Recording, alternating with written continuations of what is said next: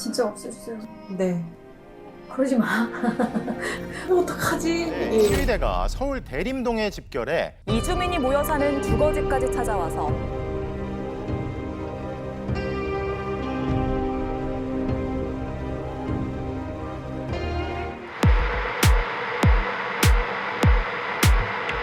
네, 저는 그러지밖에 박복입니다. 네, 맞습니다. 네. 이긴 돌아가고 있는 거예요? 네. 아, 그랬어요? 저희는 굉장히 악독한 촬영진이라서요. 아, 들어오시는 그렇군요. 순간부터 이미 찍고 있답니다. 그랬어요? 네. 실례합니다. 갑자기 눈을 잘 떠야지. 2017년도부터 그러니까 이쪽 구로 지역에는 한 20년 정도 교사로 있었고요. 2017년도부터 다문화 교육과 관련한 업무를 이주 배경 학생들하고 그 학생들의 교육을 어떻게 할 것인지 챙기는 것하고 그다음 모든 학생들에게 다문화. 이주 배경 학생들이 뭐 구별하지 않고 잘 지내는 그런 다문화 교육을 담당했었습니다. 근데 최근 정당 현수막이 문제가 너무 많이 되고 있고 관련 5개 광고물법이랑 정당법 개정안을 세트로 해서 특히 인종, 출신 국가, 지역을 이유로 한 혐오 표현을 하지 못하도록 만약에 걸려 있다면은 지자체에서 바로 철거할 수 있는 권한을 좀 주는 법안 개정안을 냈거든요. 네. 실은 구로는 문화다양성 조례가 있어서 바로 네, 혐오 네. 표현 같은 걸 하지 말라는 내용들이 제가 있다고 제가 예전에 확인했었고 그 인천 같은 경우에는 그런 혐오 표현을 못 달게 되어 있다고 들었거든요. 그게 지자체 조례로 하려고 했던 동네들이 있었어요. 그 행정법원에서 법률을 조례로 규정하는 거는 어긋난다 이렇게 판단한 거예요. 그래서 법 개정을 해야만 하는 상황이에요. 지자체에서 조례를 근거로 정당 현수막을 철거하거나 이러기는 지금 쉽지가 않아요. 그때 이제 언론이나 이렇게 된 이후로 지금까지 상황은 또 어떤지. 그때 집회의 장면들은 저들은 얘기를 잘 듣지 않겠구나라는 게 너무나 확고해서 근데 어쨌거나 지금은 저희 쪽으로는 오지 않고 있어서 다행이다. 다행이다 이렇게 생각하고 있고 실제로 이렇게 대림역 4번 출구 반대편이 5번 출구인가? 거기서 이렇게 보면 동구로초가 바로 그냥 바로 다 보여요. 그러니까 엄청 가까운 곳인데 자양동이었나요? 건대 근처에. 양꼬치 거리. 네, 자양동에서 상인들 대상으로 엄청나게 그런 혐오 발언을 쏟아내는 집회를 했다가 명동으로 갔다가 하지 말라 이렇게 되니까 이게 없어지는 게 아니라 오히려 다른 도로로 계속 튀고 있는. 처음에 이제 7월 11일 날 대림역 12번 출구인가 그쪽에서 했을 때는 아이들도 아이들이지만 뭐 동포나든가 아니면 유시민들 모두가 너무 화나는 일이어서 당신들만 있지 않아요. 시민단체도 가고 교사들도 가고 막 해서 집회를 했는데 일단 학교 앞에 온다니까 이제 학교는 안 된다 이렇게 이야기한 거지 학교에 요 근처만 살지 않잖아요. 맞아요. 모두 다 같이 다 돌아다니고 뭐 부모님들도 있고 곳곳에 그러니까 상상하지 못했던 일들이 네. 올해 벌어지고 있는 것 같아요. 맞아요. 오늘도 엄청난 현수막들이 또 달리고 있다고 하더라고요. 그래요? 오늘 달린 현수막이 제가 전국에 이런 혐오적 내용을 담은 현수막 싹 조사를 했는데 100개 넘게 사례를 수집을 했어요. 근데 뭐 경복궁에 중국인이 똥 싸면 벌금 5만 원, 중국인 욕하면 징역 5년. 4번 출구에서 뭐라 그랬냐면 중국인은 돈이 없어도 집을 산다. 무슨 말인지 모르겠어요.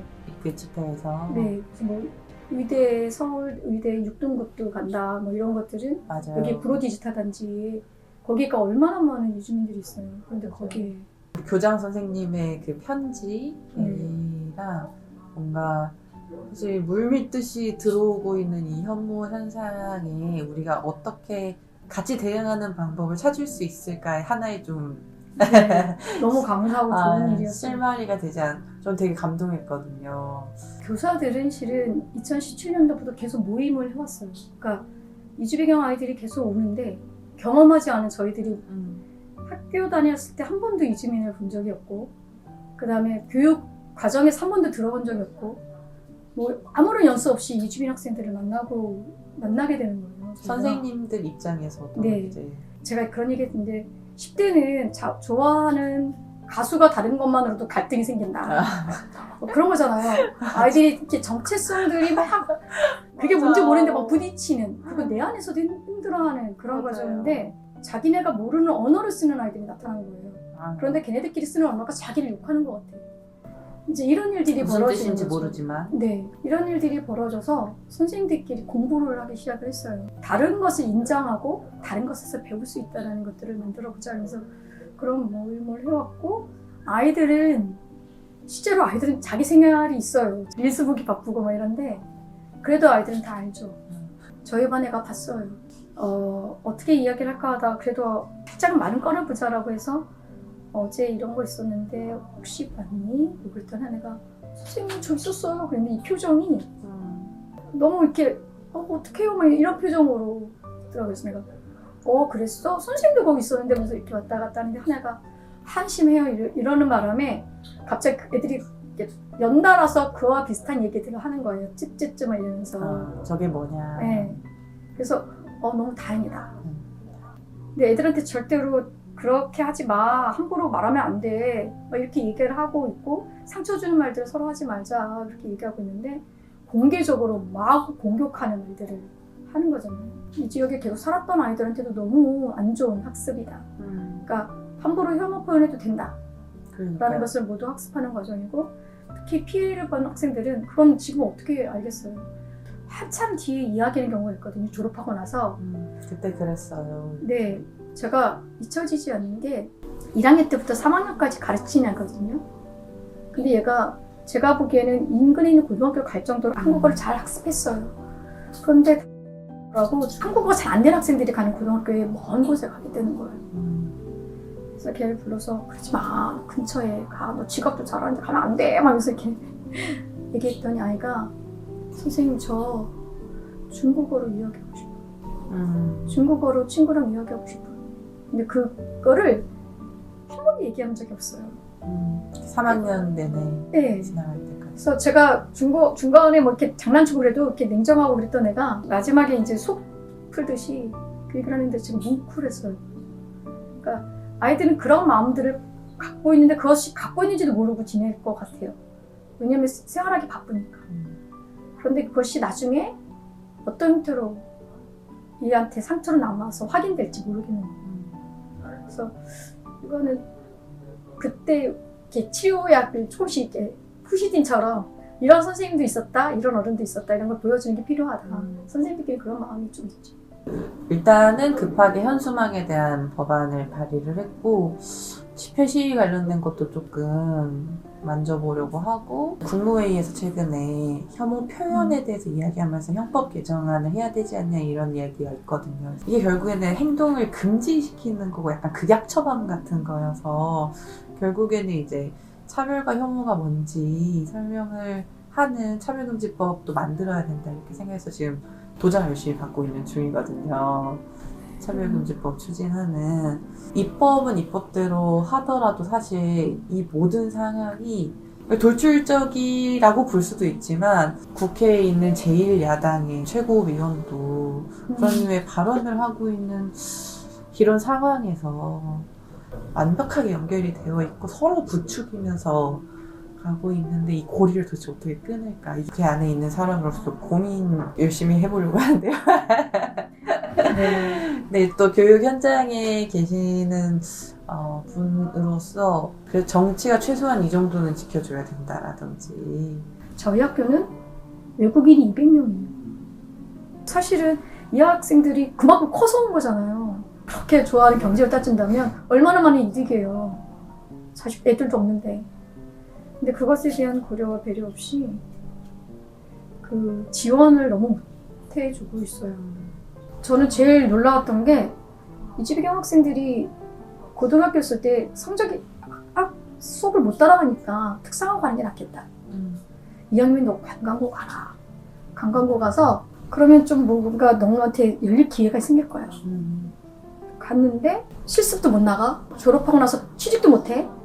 왜냐면 그게 뭐 E7 뭐 이래가지고 비자 문제. 비자 문제로. 근데 그것에 대해서 저희는 아무것도 모르고 보낸 거죠. 지금 지방에 고등학교 학생들 데리고 왔다. 그 학생들 진로가 지금 다 막혀 있다고. 그러니까 이런 식인 거예요. 지금 저희는 하나도 모르고 있고 모르는 상태로 교육하고 있는데 교육청도 그건 가르쳐주고. 2000년대 초에 초등학교 다녔으니까 이제 뭐 그런 게 시작됐나.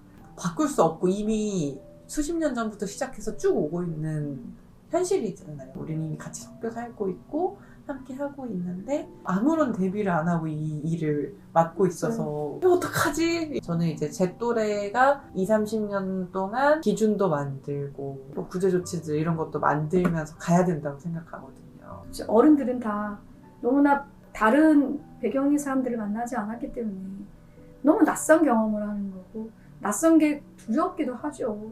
잘 모르니까. 그런 것들이 아이들한테 그대로 토사가 돼서 어른들이 하는 비난들을 아이들이 그대로 하는 경우도 있어요. 섞여서 내 친구를 경험해본 사람들과 아예 만나지 않은 채로 막 혐오의 말을 쏟는 사람들이랑은 완전 다를 것 같긴 해. 만나는 경험들이 진짜 많아져야 될 것 같은데. 근데 강남이나 이런 데는 혐오가는 별로 없어요. 강남이요? 중학교가 훨씬 더 다문화 감성이 높아요. 구로가 더 훨씬 낮았어요. 구로중 그렇게 엄청나게 교육했거든요. 교육한 거 보면 진짜 막 쏟아 부었어요. 엄청 열심히. 하나도 안 하는 이 훨씬 나은 거예요. 그 이유는 실체, 보이지 않는 실체의 자유로움. 아예 실질적으로. 보이지 않으니까. 구로는 한 20%, 30% 정도의 이주 배경 학생들이 있었는데 그때는 훨씬 더 갈등이 좀 있었어요. 근데 지금은 이제 50% 넘어서 보니까 그냥 같이 잘 어울리는. 이제 지역마다 좀 다른데 학교랑 구로중학교랑 또 달랐어요. 학교는 좀 더 자영업을 하시는 분들이 경제적으로 좀 더 어려울수록 더 수업에 더 집중하는 아이들이 좀 더 많아지니까 더 어려움도 많아지고 또 삶의 어떤 배경들도 있을 수 있다는 생각이 더 많이 들더라고요. 그래서 구로 같은 경우에는 저는 더 많은, 그러니까 학교는 학교대로 지원이 필요하지만 지역은 지역대로 지원이 필요하다. 실은 구로 지역에 그러니까 이주민들이 집중하게 된 것은 돌봄 노동이라든가 건설 노동의 일손이 부족한 거고 그 저임금으로 그것을 버티기 위해서 이주민들을 끌어들이는 거고 그런 상태에서 구로에 사는데 그럼 구로가 그분들을 수용하면 구로에 그만한 어떤 보상 뭔가 삶의 터전을 바꿔주려고 하는 노력들.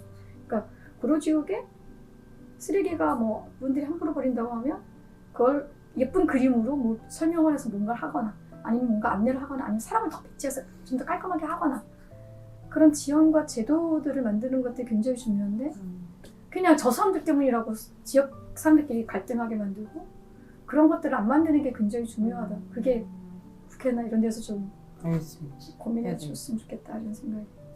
그러니까 애초에 이주민을 환영하지 않게 모든 게 설계되어 있는 것 같아요. 맞아요. 중학교에서 고등학교 넘어가면, 고등학교에서 대학교 넘어가면, 아니면 취업을 하면 나가라. 할 때마다 검증을 이주 노동자 쪽을 저희 당에 노동 쪽을 예. 많이 하니까 또 고용 허가제부터 해서 같이 살고 있는지는 오래됐는데 환대하는 방식으로 제도가 다 바뀌고 설계될 수 있을까 이 고민을 해야 될 것 같아요. 이게 수도권의 이주 배경으로 계시는 분들이랑 농촌 지역 이주 배경으로 계신 분들이랑 엄청 다를 것 같다는 생각이 드네요. 저는 고향이 시골이어가지고 이제 예전에는 불법 체류하면 안 되지 이런 게 컸는데 숨겨주고 이러는 게 좀 생기고 있거든요. 왜냐면 이 불법 체류한 사람이 너무 많고 어쩔 수 없는 거 다 알고 있고 야 지금 떴다 숨어라 약간 이런 거를 고용하시는 분들도 하고 현수막 플랜카드 문구가 마늘 네가 캐줄 끼가. 네. 자유대학, 민초결사대 등 구구 집회를 벌이는 사람들을 만나서 이야기를 나눌 수 있다면 어떤 이야기 먼저 하고 싶으실까요? 무슨 말을 할 수 있을까요? 그러지 마. 너무 철통같이 자기 신념에 차 있더라고요. 집회에 갔다가 그런 말 하지 마라 그랬더니 저걸 뭘 모른다고 막 설명을 막 하면서 막 몰려들어서 막 난리치더라고요. 근데 진짜로 당신 자식들한테도 혐오를 그렇게 가르치고 싶냐? 저는 그러니까 아이들이 그런 혐오의 말을 하는 것들을 보고 있는 게 괜찮냐? 애들 앞에서는 욕하는 것도 부끄럽잖아요. 그런 줄 알아라. 그 일본의 그 혐한 시위 하는 거에 카운터제들이 나서서 시위를 하는데 그렇게 많이 힘을 받을 줄을 몰랐을 것 같아요. 막상 혐한 시대에 엄청 늘었거든요. 근데 그것을 맞는 카운터주들이 나오는데 갑자기 그것을 지지한 사람들도 굉장히 많은 거예요. 그리고 전체적으로 결국에는 훨씬 지지자들이 많아서 법으로 혐오 스피치를 금지하는 법안이 만들어지기도 하거든요. 혐오 표현 금지법이 만들어지고 난 다음에 일본의 그 혐한 시위대가 1000명만 있는데 10명. 아, 그게 그렇대요. 실제로 효과가. 네, 저희도 그랬으면 좋겠어요. 이게 부끄러운 어른들이 아니었으면 좋겠어요. 아, 너무 창피해요. 이런 일들이 버젓이 벌어지는 게 너무 창피한 것 같아요. 애들한테 진짜 부끄러워. 저희가 꽃길만 가라고 막 아이들. 늘 그런 말 할 때마다 제가 세상은 꽃길만 있지 않아. 그러지만 이런 길을 보여줘서는 안 되죠. 그래도. 그렇죠. 세상 꽃길이 아니지만 이렇게까지 더러울 필요가 있나? 그렇죠. 이거는 좀 이건 치우고 아니죠. 싶어요. 이거는 없애주세요. 네. 아 진짜 없애주세요. 없애야 뭐라도 했으면 좋겠어요 진짜.